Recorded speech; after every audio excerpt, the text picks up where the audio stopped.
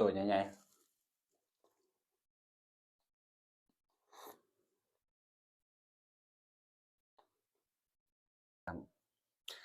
บรรส่วนสบายดีพี่น้องปองป่ายมาวันนี้มาพบมาพอกับเราบุญต้องคือเก่าเนาะวันนี้พามากินต่ำปลาหมึกเนาะพี่น้องปลาหมึกป่นกุ้งคืดอย่างนะฝนตกทุกมื้ออยู่นี่นะคืดอย่างเนี่ยเผ็ดๆเข้ากับบรรยากาศฝนตกพี่น้องเห็นอยู่บ่จะได้ชื่อว่าต่ำปลาหมึกคือว่าเห็นแต่กระปุ่นเนาะผักกาดก็มีกระเจี๊ยบกะหล่ำแล้วก็ผักคะน้อยหนึงมะเขือนี่ซิกเนเจอร์กินกับปิ้งไก่โอ๊ยมะเขือค่อยตกนี่ปีกไก่คืดอยากนะฝนบ่ทันตกจักเทื่อเนาะพี่น้องอยู่พี่นะอยู่ทางบ้านพี่น้องฝนตกคือกันบ่สิได้ตกทุกมื้อปึ๊บแป๊บหนึ่งเด้อขออนุญาตอื้อฮือปีกไก่บ่นี่พี่น้องมากินนำกันเด้อนี่ตำปลาหมึกนี่แต่ว่าปลาหมึกก็สิบ่หลายส่ำเส้นดอกจำนำคำแรกขออนุญาตใช้มืออืมอืม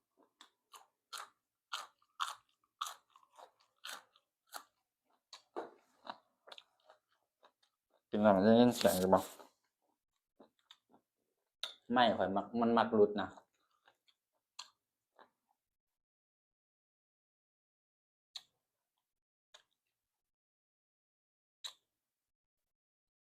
บางทีทายๆไปไม่หลุดบ่ได้ยินเสียงซี้นะอืมครับเนี่ย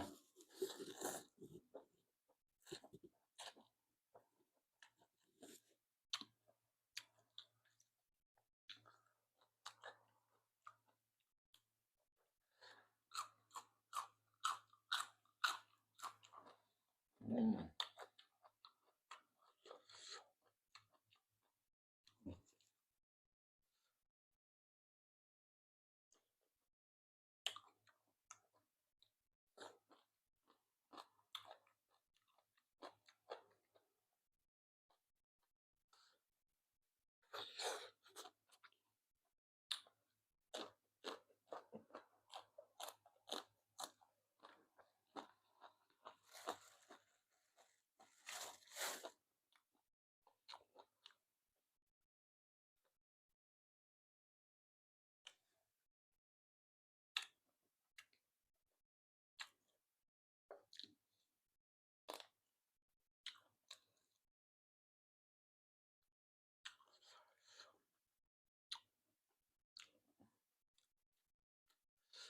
จำน้ำอะ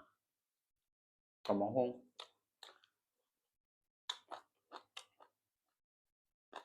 หมึกกรอบๆ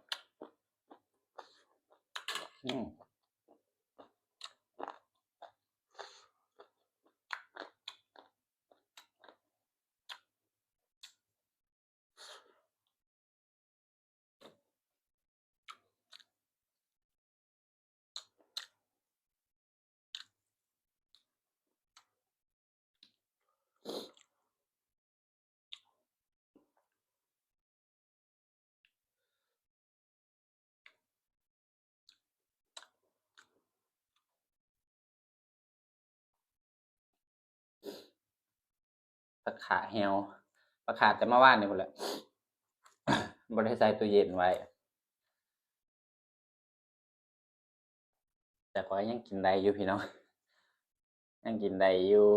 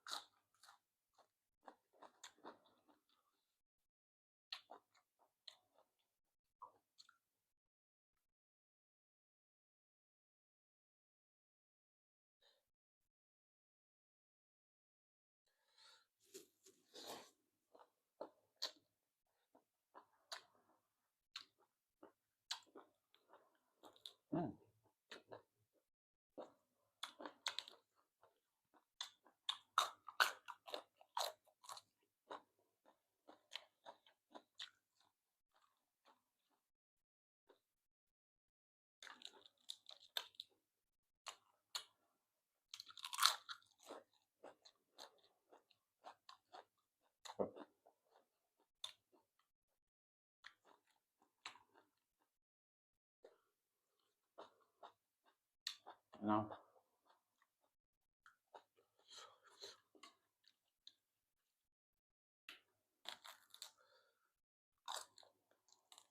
เอ่อ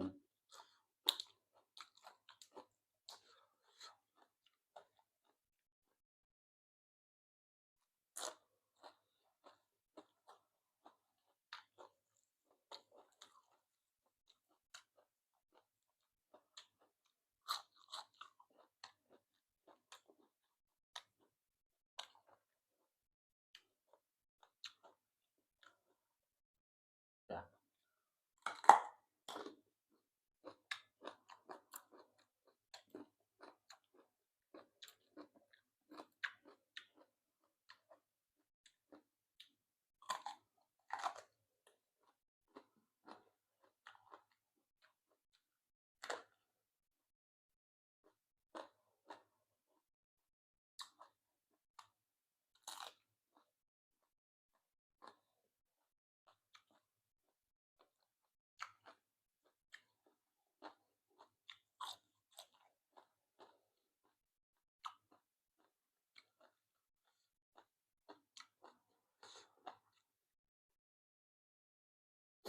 เหมือนปลาหมึก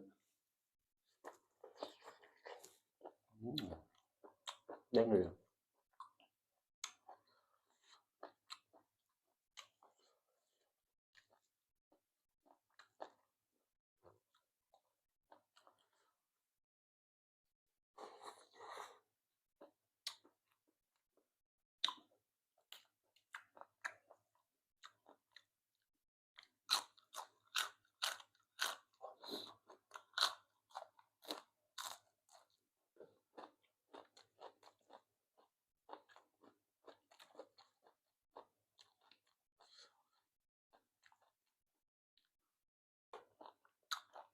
อืม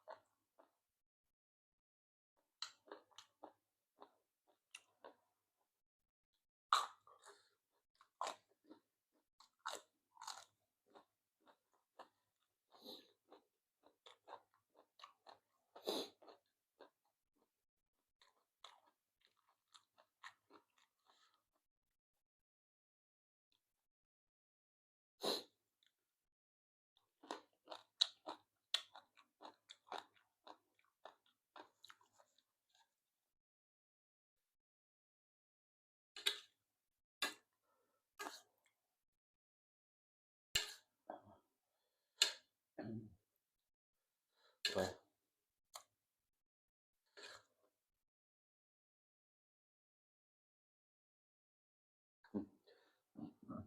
ตัวใหญ่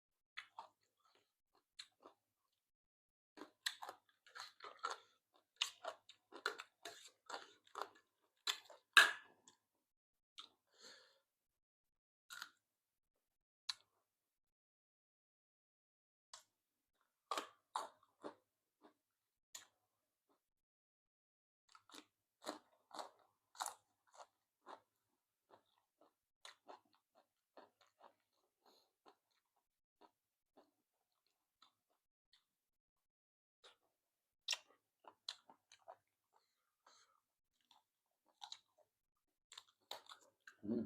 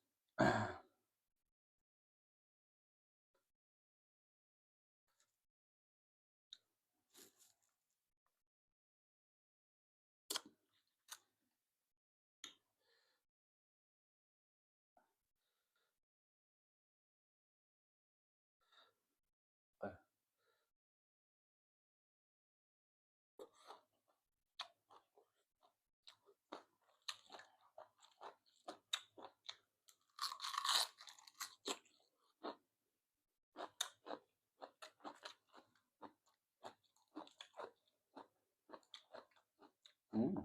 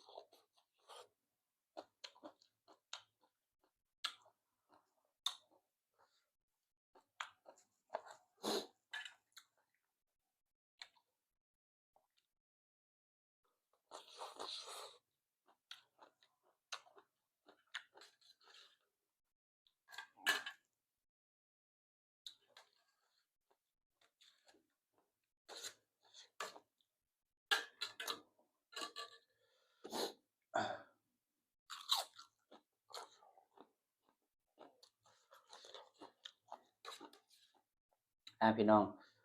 คำนี้เป็นคำสุดท้ายเด้อเพราะว่าคลิปมันสิยาวเกินไปแล้วมันสิน่าเบื่อหั่นนะบ่ต้องกับบ่อยากถ่ายยาวหลายถ่ายสำใดสำหนึ่งพอหอมปากหอมคอเนาะอ่ะคำสุดท้ายจบคำนี้แล้วบ่ต้องก็สิลาก่อน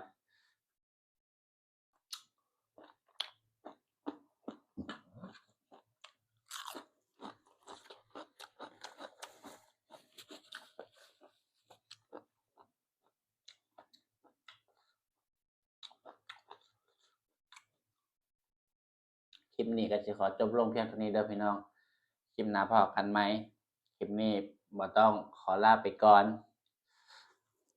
บัดซวนสบายดี